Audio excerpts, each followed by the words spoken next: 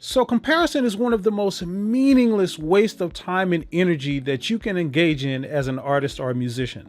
So in this video, I'm going to share with you 5 ways to stop comparing yourself to others and jumpstart you on your own path to success. So let's get to it.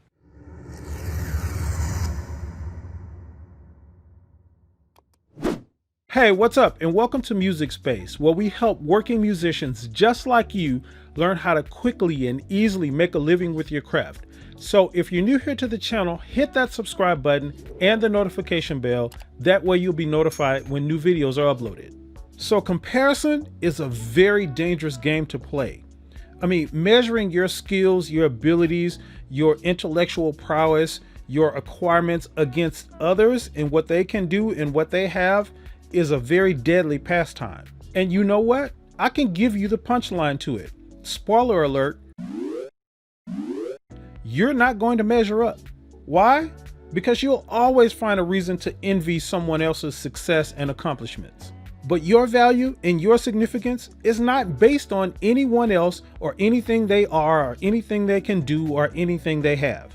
And you know that studies show that comparison is one of the key factors in depression and anxiety and suicide rates. You have got to learn to change your measuring stick from someone else's accomplishments and what they can do to something better, like your own goals and dreams and standards with respect to your past. And what I mean by that is the only comparison that you really should be making is the comparison to your prior self. Are you better today than you were yesterday?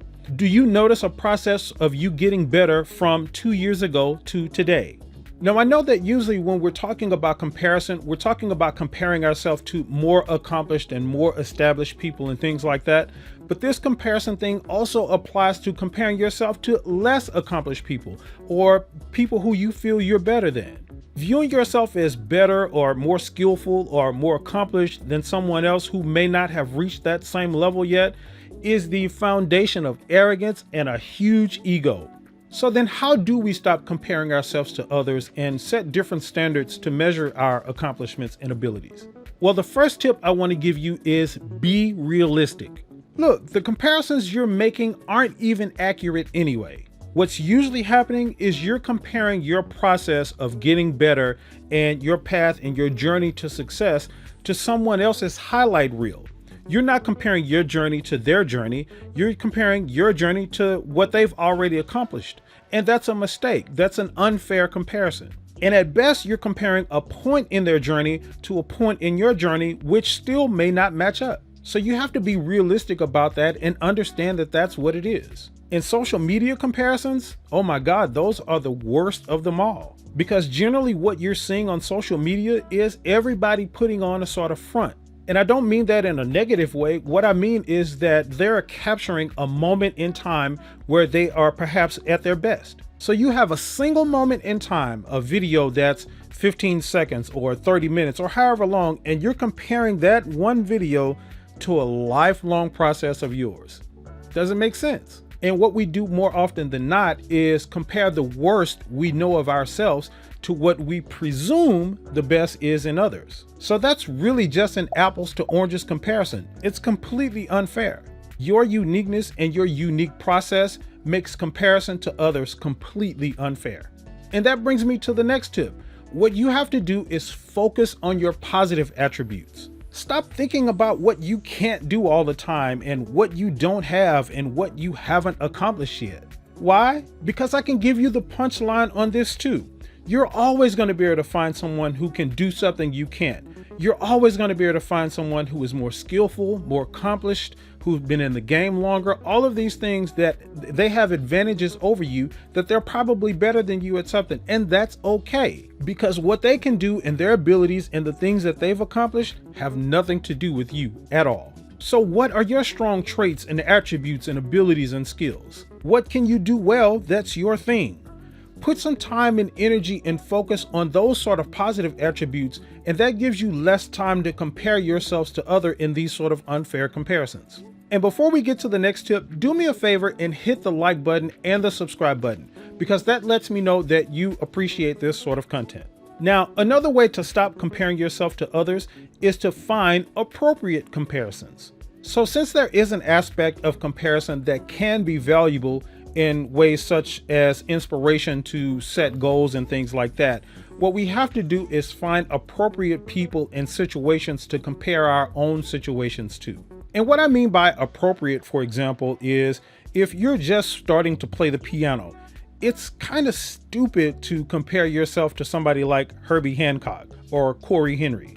What you want to do instead is find people who may be just slightly more established and more accomplished than you, that gives you a bit of inspiration and envy of something to achieve within a short period of time. What you don't want to do is find someone to compare yourself to who's been in the game for years and years and years and has decades of experience, and their situations are completely different. All of the advantages and stuff they had are completely different than yours. That's a bad comparison. And also what you want to do is have a purpose for that comparison in mind. So again, something just like setting goals and having some inspiration or something to aspire to. Those are good reasons to have comparisons of that nature. Now, another way you can stop comparing yourself to others is ask for help. Now, this is huge. This is something that us artists and musicians struggle with greatly. For some reason, we do not like to ask for help. And I think it's because of this perception that asking for help somehow makes you less than, or somehow makes you meaningless or something like that, that people will view you a certain way because you need help. And that can't be further from the truth, because this whole process is about a journey towards success. It's about a journey of getting better and, applying new techniques and learning different techniques from day to day, from year to year, and month to month.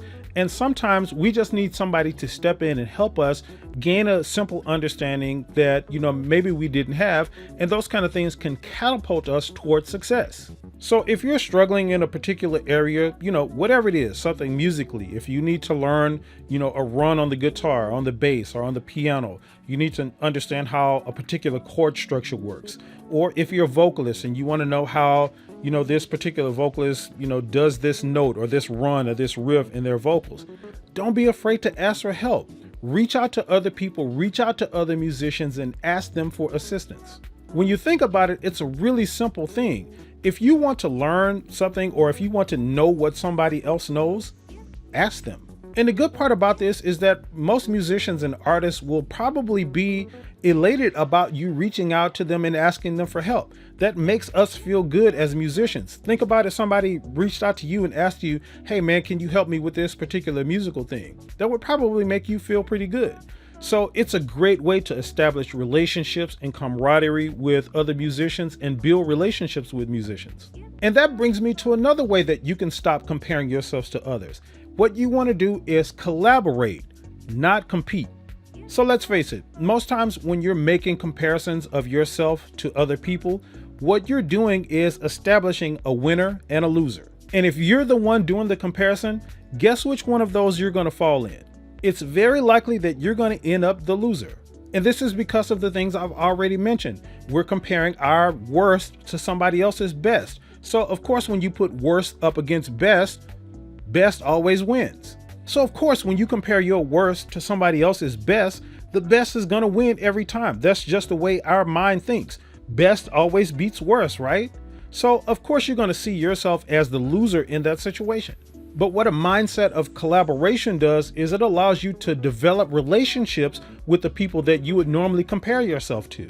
It allows you to get inside their head and gain their knowledge and gain their understanding, which helps you improve, which helps your path to success go faster. So what you can do is every time you have a sense of wanting to compare yourself to others or another person or what they can do, instead of doing that, try reaching out to them, try calling them, try emailing them. Even if it's somebody who's famous or something like that, try sending them an email or sending them a tweet or something on social media, just asking them a question, and keep doing that. And perhaps you'll get an answer, and perhaps you'll gain a bit better understanding and a bigger understanding and get more knowledge, which again will catapult you on your path to success. So question, do you compare yourselves to others? Do you do it a lot? And how do you feel when you do it? I'm really interested in knowing that answer, so jump down in the comments section and let's have a conversation about it. Listen, thanks so much for watching this video, and make sure you hit the like button and subscribe to the channel, and I'll see you in the next video.